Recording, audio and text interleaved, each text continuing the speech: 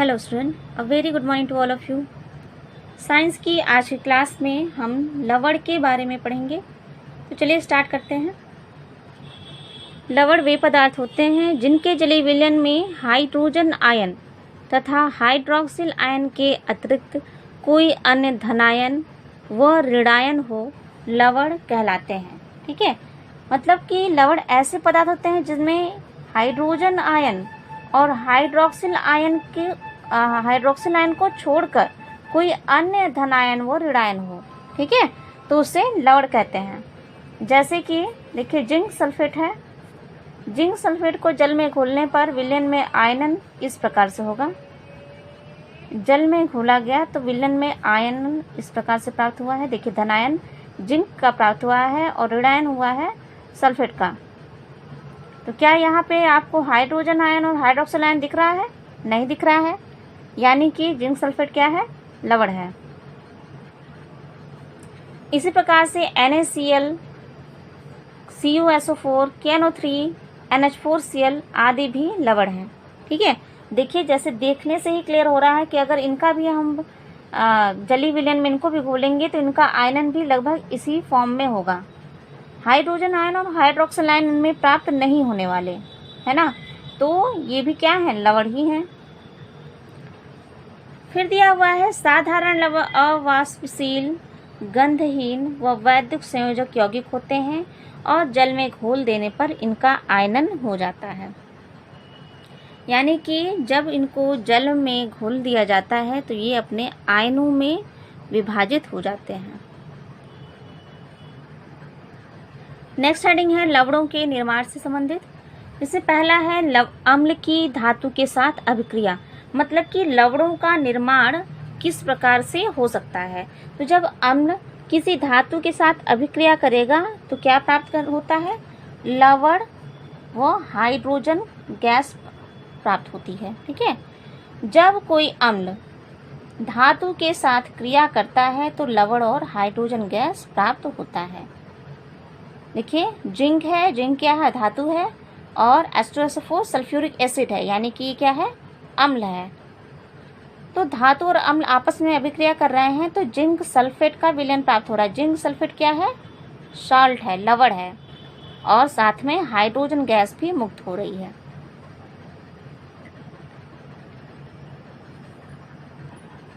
Next है धात्विक oxide की अम्ल के साथ अभिक्रिया, यानी कि किसी धातु के ऑक्साइड जब किसी अम्ल से अभिक्रिया करते हैं तो लवण प्राप्त होता है।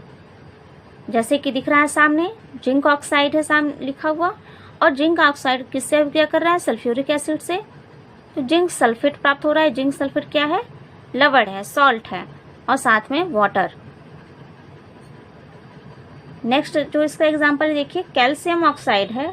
कैल्शियम ऑक्साइड को जब हाइड्रोक्लोरिक एसिड के साथ अभिक्रिया कराई जाती है तो कैल्शियम क्लोराइड प्राप्त होता है और साथ में वाटर मॉलिक्यूल्स। ठीक है, धात्विक ऑक्साइड मतलब किसी धातु का ऑक्साइड। चलिए नेक्स्ट है अम्ल व क्षारक के बीच अभिक्रिया। देखिए, अम्ल क्षारक द्वारा पूर्णतः उदासीन हो जाता है और लवण का निर्माण करता है। जैसे सामने दिख रहा है, हाइड्रोक्लोरिक एसिड है, ये क्या है? अम्ल है, और NaOH सोडियम हाइड्रोक्साइड क्षारक है।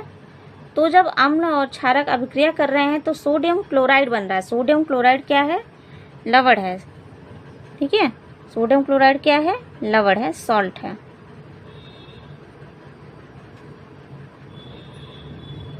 और साथ में H2O जल प्राप्त हो रहा है।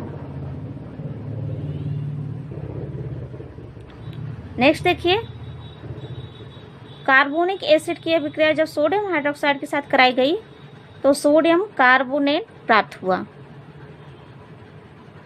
और साथ में वाटर।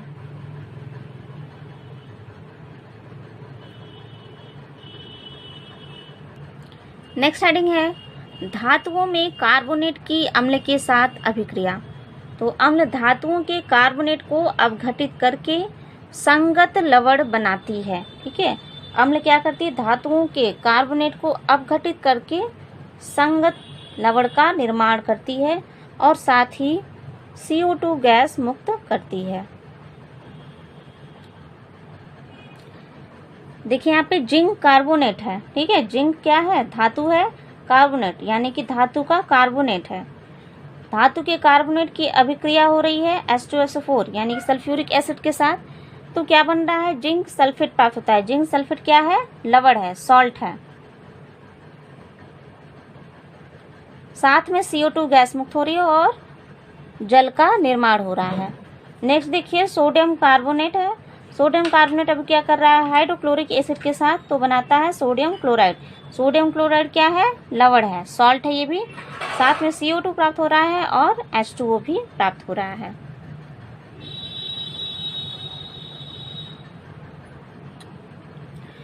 ओके, नेक्स्ट हेडिंग है लवणों के प्रकार। लवण कितने प्रकार के होते हैं? तो पहला है सामान्य लवण, जिनमें हाइड्रोजन आयन व हाइड्रोक्सिल आयन का विस्थापन नहीं होता है, सामान्य लवण कहलाते हैं। ठीक है, ऐसे लवण जिनमें हाइड्रोजन आयन और हाइड्रोक्सिल आयन का विस्थापन न हो उन्हें सामान्य लवण कहते हैं। जैसे कि यहाँ देखिए NaCl, KNO3, Na2SO4। तो इनका जब जलीय विलयन में अगर इनको देखेंगे तो क्या ये हाइड्रोजन और हाइड्रोक्सिल आयन देंगे? नहीं देंगे, है ना। तो ये क्या हुए? सामान्य लवण हुए। साधारणतः सामान्य लवण के जलीय विलयन लिटमस के प्रति उदासीन होते हैं। ठीक है, जो सामान्य लवण होते हैं उनके जलीय विलयन लिटमस के प्रति उदासीन होते हैं। उदासीन मतलब होता है कि कोई भी प्रभाव नहीं शो करते, मतलब कोई भी रंग नहीं देते। पहले इस चैप्टर के स्टार्टिंग में ही मैंने आप लोगों को लिटमस पेपर का प्रभाव बताया था कि लिटमस पेपर जो है जब लिटमस पेपर पर अम्ल की अभिक्रिया कराई जाती है या अम्ल को जांच की जाती है तो अम्ल जो है नीले लिटमस को लाल कर देता था और क्षार लाल लिटमस को नीला कर देता था। लेकिन जब लवण को जब जांचा जाएगा लिटमस पेपर पे तो लिटमस पेपर पे कोई भी प्रभाव नहीं आएगा, मतलब कोई भी कलर में चेंज नहीं होगा। जैसे कि FeCl3, NH4Cl, CuSO4, इनका जलीय विलयन जो होता है उदासीन होता है। ये लवण ही हैं। FeCl3, NH4Cl, CuSO4 ये क्या है? लवण है, लेकिन इनका जलीय विलयन कैसा होता है? अम्लीय होता है, यानी कि ये अम्ल की तरह कार्य करते हैं। इसी प्रकार से कुछ अन्य है, देखिए Na2CO3, KCN, इनका जलीय विलयन कैसा है? क्षारीय होता है। ठीक है, ये सभी लवण ही हैं। सामान्यतः लवण की क्या विशेषता है कि ये लिटमस के प्रति उदासीन होते हैं, लेकिन कुछ लवण जो हैं उसके अपवाद भी हैं। ठीक है, अपवाद वाले लवण कौन से हैं? FeCl3, NH4Cl, CuSO4। तो जब इनका जलीय विलयन तैयार किया जाता है तो ये अम्ल की भांति व्यवहार करते हैं। इसी प्रकार से Na2CO3, KCN, इनका जलीय विलयन जब देखते हैं तो ये क्षार की भांति व्यवहार करते हैं। नेक्स्ट है अम्लीय लवण, जिनमें प्रतिस्थापन योग्य हाइड्रोजन परमाणुओं का किसी धनायन के द्वारा विस्थापन हो जाता है, उसे क्या कहते हैं? अम्लीय लवण। ठीक है, जैसे कि H2SO4 से NaHSO4 का निर्माण होना।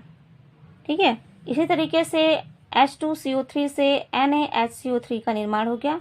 इसी प्रकार से कुछ अन्य उदाहरण भी हैं, जैसे NaH2PO4 और Na2HPO4।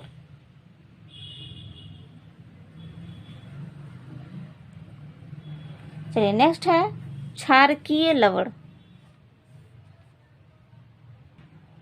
क्षारकीय लवण क्या है? जब किसी क्षारक के समस्त हाइड्रोक्सिल आयनों का ऋणायनों के द्वारा विस्थापन नहीं होता है तो उसे क्षारकीय लवण कहते हैं। ठीक है, तो इस प्रकार से क्षारकीय लवण बनते हैं।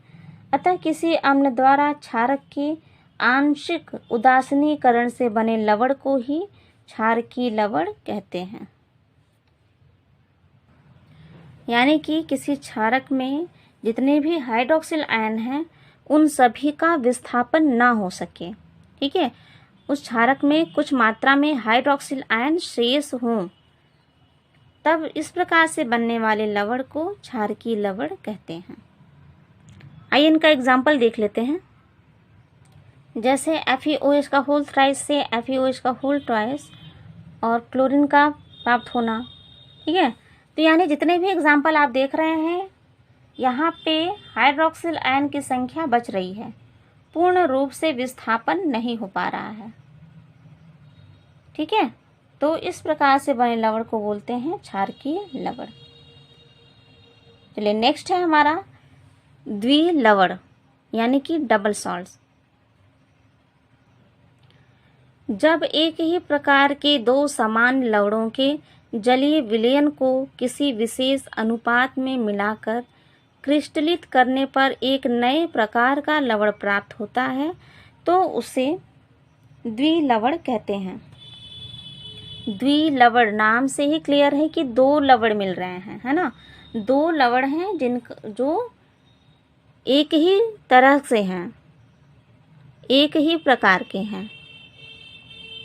ठीक है, तो वो एक ही प्रकार के दो लवण मिलकर जब किसी नए प्रकार का तीसरा लवण निर्माण कर देते हैं तो उसे कहते हैं द्विलवण। जैसे एग्जांपल में देख लीजिए, K2SO4 है और Al2SO4 का होल थ्राइस है, तो उनके अणु जो है द्रव्यमान के अनुपात में जल में घोलकर क्रिस्टलित जब करते हैं तब एक द्विलवण प्राप्त होता है, जिसे कहते हैं पोटास फिटकरी। ठीक है, पोटास और फिटकरी का क्रिस्टल प्राप्त होता है। K2SO4, Al2SO4 का होल थ्राइस और 24H2O। इतना बड़ा जो रिएक्शन है ये पोटास फिटकरी का ही है, फिटकरी का ही ये सूत्र है। ठीक है, इससे अलग अलग याद नहीं करेंगे। फिटकरी का सूत्र जो है इतना बड़ा ही होता है और आप लोग को इतना ही बड़ा याद होना भी चाहिए। देखिए यहाँ रिएक्शन के माध्यम से समझाया गया है। K2SO4 है, इसकी अभिक्रिया कराई गई Al2SO4 का होल थ्राइस से, साथ में जल के भी मॉलिक्यूल्स हैं इसमें। तो जब इन तीनों की अभिक्रिया कराई गई तो एक नए प्रकार का लवण प्राप्त हो रहा है जिसको कहते हैं द्विलवण। यानी कि दो लवण के मिलने से बना हुआ है ये तीसरा लवण, इसलिए इसको कहा गया द्विलवण। ठीक है, इसका नाम क्या है? फिटकरी। फिटकरी का सूत्र सबको याद होना चाहिए। K2SO4 Al2SO4 का होल थ्राइस 24H2O। ठीक है, इतना बड़ा है फिटकरी का सूत्र। नेक्स्ट देख लेते हैं, FeSO4 प्लस NH4 का whole twice SO4 plus 6H2O की जब अभिक्रिया कराई गई तो मोहर लवण प्राप्त हुआ। ठीक है, ये मोहर लवण का सूत्र है। दो लवण कौन से थे? FeSO4 और दूसरा लवण है NH4 का होल ट्वाइस SO4। तो ये दोनों लवण जब साथ में अभिक्रिया करते हैं तो मोहर लवण का निर्माण होता है।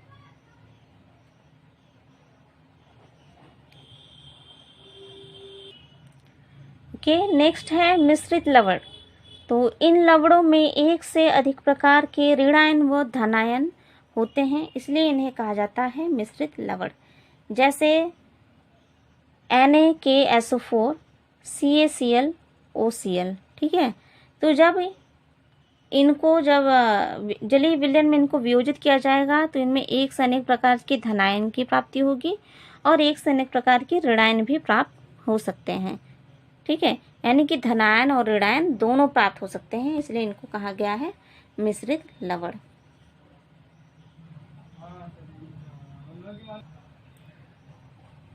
टाइप्स ऑफ सॉल्ट का लास्ट टाइप है संकर लवण, कॉम्प्लेक्स सॉल्ट। तो यह लवण कई लवणों के संयोग से बनते हैं। यह लवण जलीय विलयन में केवल एक धनायन व एक ऋणायन देते हैं, जिनमें से एक साधारण आयन होता है और दूसरा संकर आयन होता है, जैसे कि पोटेशियम फेरोसाइनाइड।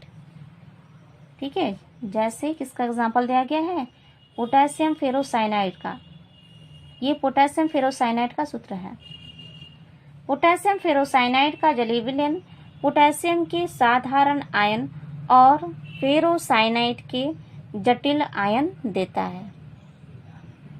ठीक है, तो यहाँ जब पोटेशियम फेरोसाइनाइड का जलीय विलयन तैयार किया गया तो पोटेशियम का साधारण आयन प्राप्त हुआ, यहाँ है, और फेरोसाइनाइड के जटिल आयन प्राप्त हुए।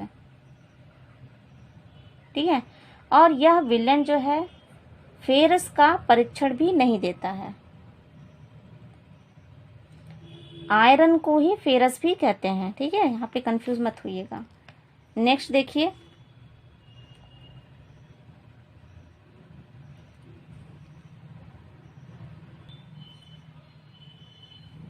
देखिए इसका नाम है क्यूप्रिक अमोनियम सल्फेट।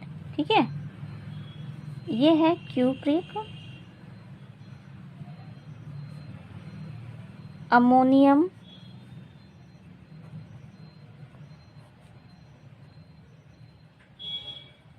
सल्फेट। ठीक है, तो जब क्यूप्रिक अमोनियम सल्फेट का जलीय विलयन देखा जाता है तो क्यूप्रिक आयन कॉपर का परीक्षण नहीं देता है। ठीक है,